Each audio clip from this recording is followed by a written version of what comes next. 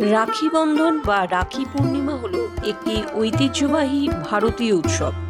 এটি ভাই ও বোনের মধ্যে ভালোবাসা এবং সুরক্ষার বন্ধনকে উদযাপন করে। এই উৎসবে বোনেরা তাদের ভাইদের হাতে রাখি মানে একটি রঙিন সুতো বাঁধে। রাখি তাদের মধ্যে থাকা ভালোবাসা, যত্ন এবং সুরক্ষার প্রতীক।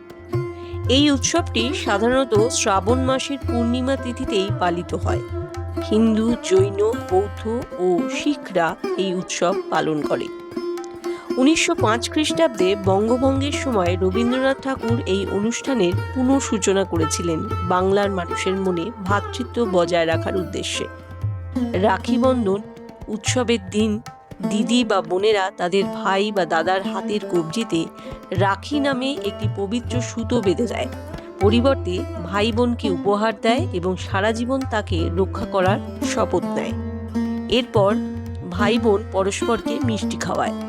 উত্তর ভারতের বিভিন্ন সম্প্রদায়ের সহোদর ভাই বোন ছাড়াও জ্ঞাতি ভাই বোন এবং অন্যান্য আত্মীয়দের মধ্যেও রাখি বন্ধন উৎসব প্রচলিত। অনাত্মীয় ছেলেকেও ভাই বা দাদা মনে করে রাখি পরানোর প্রচলন রয়েছে।